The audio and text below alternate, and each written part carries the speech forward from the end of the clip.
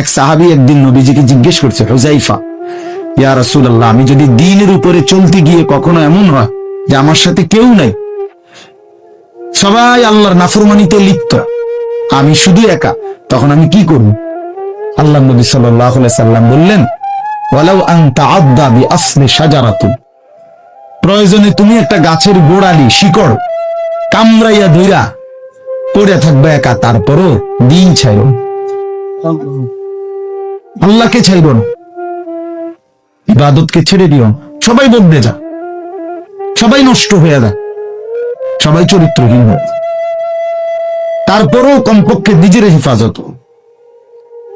রাসূলুল্লাহ সাল্লাল্লাহু আলাইহি ওয়াসাল্লাম বলছেন, মানুষের মধ্যে অন্যায়, নাফরমানি, মানুষের মনের চাহিদা, খেয়াল খুশি, খামখেয়ালি, এগুলো যখন বেড়ে যাবে, আল্লাহ নবী সাল্লাল্লাহু আলাইহি সাল্লাম বলছেন, ফাআলাইকা বিখাসাতি নাফসি, শুধু তখন নিজেরে আঁকড়ায় দাও, ওয়া দাইল আওয়াম, যাও না পারলে মানুষের ছেড়ে দাও যে আমি আর পারলাম না, কিন্তু কমপক্ষে নিজেরে নষ্ট করো, নিজেরে বরবাদ করো, নিজের নামাজটুকু পড়ো,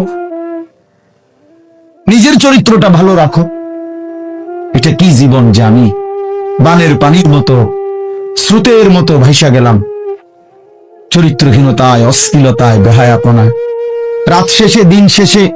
জন্য ভাই আমি এটা অনুরোধ করলাম, আমি আরো পরে বললাম হইলে এখনই বলে ফেললাম, বাস্তবিক যে আমরা যেন প্রত্যেকে, বয়স্ক মানুষ যারা আছেন, চাচারা, বাবারা, আপনারাও ভাইবেন, শেষ পর্যন্ত হায়াতের শেষ সময় ইনসাফের সাথে চাচা জিন্দেগির হিসাব মিলায়েন। আসলে আল্লাহ তাআলা বলছে, বান্দা তোমাকে বলছি, বান্দা প্রতিদিন হিসাব কইরো, লক্ষ্য করো আজকে তুমি আগামীকাল আখিরাতের জন্য কি পাঠিয়েছ। ধরে নাও আজ তোমার মৃত্যু, তো এরপরে পৃথিবী থাকলে থাকতো আর কি, আমি তো আর নাই। আমি মরে গেলে ভাইয়া পৃথিবী মনে করো আরো অনেক দিন থাকছে, পৃথিবী ধ্বংস হয় নাই, বুঝলাম কিয়ামত আরো 100 কোটি বছর পরেই হোক না, কিন্তু আমি তো আর নাই,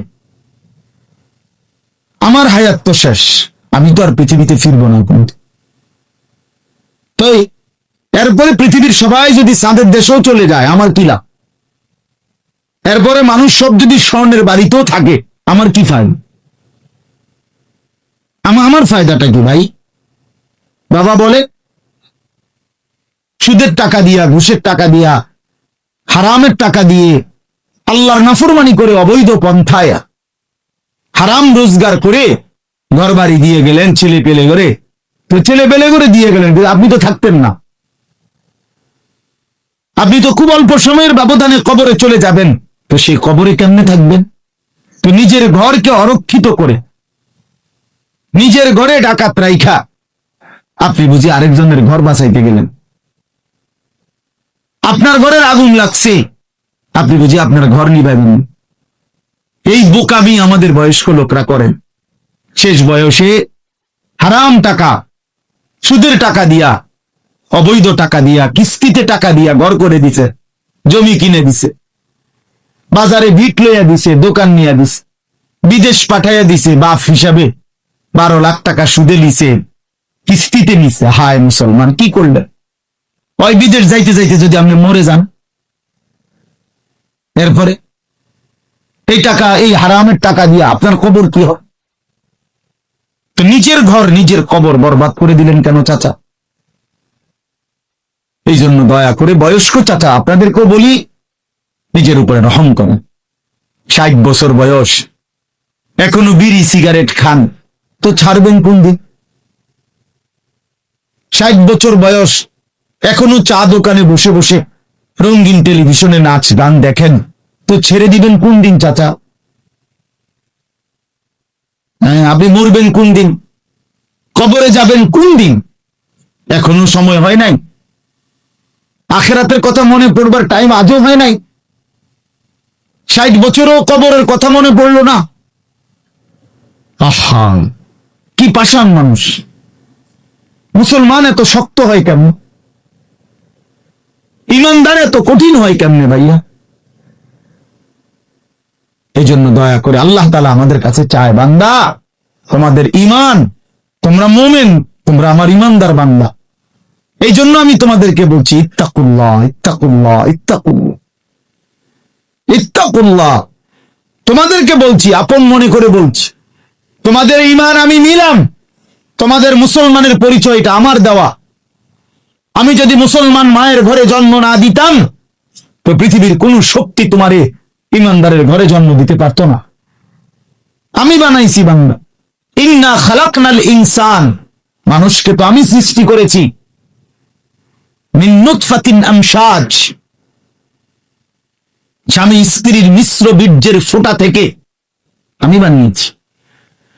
তাহলে কোন ঘরে কাকে দেব, কোন দিনের মিলনে কাকে দেব, এ তো আমার ফয়সালা, আল্লাহ তাআলার ফয়সালা। এই জন্য বাপ আমার, আল্লাহ তাআলা আমাদেরকে ঈমান দিয়েছেন, আমাদের মুসলমানের পরিচয় দিয়েছেন। আমি 72 বছর বয়স, এমন বয়স্ক লোক, উনি হিন্দু, উনারে আমি কালেমার দাওয়াত দিছিলাম 2.5 ঘন্টা, 3 জন আলেম নিয়া 2.5 ঘন্টা আমি উনারে বুঝাইছি। উনার 2 ছেলে মুসলমান হয়ে গেছে, মুসলমান বড় হয়ে গেছে, ওরা বাচ্চা কাচ্চা নিয়ে সংসার। কিন্তু ওই চাচা 72 বছর বয়স, আমি নিজে অজরে কাঁদছি বেচারার সামনে, ওই চাচার সামনে চোখের পানি ফেলে কাঁদছি। আমরা 3 জন মাওলানা কাঁদছি ওনার সামনে, যে চাচা আপনার 2টা ছেলে মুসলমান, আপনি কালেমাটা একটা বার পড়েন, আপনি জাহান্নামের আগুন থেকে বাইচা যাবেন। উনি বলতেছেন আমি এটা পড়বো না, পড়ে নাই, একবারও বলে না। তখন আমি আমার সাথীদেরকে বললাম, দেখেন 72 বছর জীবনের চলে গেছে, এই লোকটার জবান দিয়ে কোনদিন তার মালিকের নাম উচ্চারণ হয় না। আর অথচ আমরা সেই ছোট্টবেলায় 2 বছর বয়সে মায়ের কাছ থেকে যখন কথা বলা শুরু হয়েছে, আমাদের মার মাধ্যমে, বাবার মাধ্যমে, ছোটবেলায় মক্তবের হুজুরের মাধ্যমে থেকে শুরু করে আজকে পর্যন্ত কত লক্ষবার, কত হাজারবার এই কালেমা আমরা আল্লাহ তাআলা আমাদেরকে উচ্চারণের তৌফিক দান করছে। এই নিয়ামতের কি শুকর বাপ, আল্লাহ তাআলার এই দয়াটার শুকরিয়া কি করবে? আল্লাহ যে আমারে মুসলমানের ঘরে জন্ম দিছে। আমি যদি কোনোদিন কালেমা না চিনতাম, আমি যদি কোনোদিন ঈমানদারের ঘরে না হতাম, আমার জবান দিয়ে মৃত্যু পর্যন্ত যদি কোনোদিন কালেমা লা ইলাহা ইল্লাল্লাহ উচ্চারণ না হতো, তো আমার মৃত্যু হলে কি পরিণতি হতো? চির জাহান্নাম। পৃথিবীর সমস্ত ভালো কাজও যদি কোনো বেঈমান করে, আল্লাহর কসম হাসরের ময়দানে তার 1 কানা করি বিনিময় পাবেন। পৃথিবীর সবগুলো ভালো কাজও যদি করে, ঈমান এতটা দাম। ঈমান বিহীন, কালেমা বিহীন পৃথিবীর সমস্ত ভালো কাজ আখিরাতে কোনো মূল্য। ফালা নুকিমু লাহুম ইয়াউমাল কিয়ামাতি ওয়াজনা।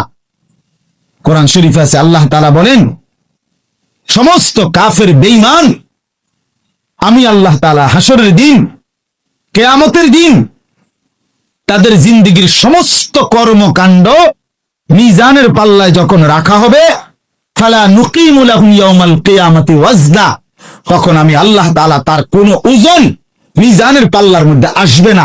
100 গ্রামও হবে না, 10 গ্রামও হবে না। মানে ঈমানবিহীন কোন আমলের, কোন কর্মকাণ্ডের, কোন ভালো মন্দ, কোন ভালো কাজের বিনিময় নাই। আল্লাহ তাআলা আমাদেরকে ঈমান দিয়েছেন, আল্লাহ তাআলা আমাদেরকে মুসলমান পরিচয় দিয়েছেন। জন্ম থেকে, ছোট্ট থেকেই আমরা প্রত্যেকেই বলতেছি আমি মুসলমান, আমি মুমিন। এটা অনেক বড় সৌভাগ্য বাপ, অনেক বড় ইহসান ও করম, মালিকের অনেক বড় দয়া, অনেক বড় দয়া। এখন আমরা যেহেতু এটা আমরা জানি, মানি, আচ্ছা মনে করেন এখানে এইখান থেকে যত মানুষ, এখানে ছেলে, ছোট বড় ছেলেরা, বাবারা আমাদেরকে যদি কালেমা বলতে বলে, আমরা কি সবাই বলতে রাজি হব না? কথা বলেন না কেন? আমাদের কারো কোনো সংকোচ আছে? মানে মুসলমান যে আমি পরিচয়, এইটা নিয়ে কারো কোনো লজ্জিত অনুভূতি আছে? তাই আমরা তো খুব খুশি, আমাদের তো এটা নিয়ে তৃপ্তি আছে প্রত্যেকেই।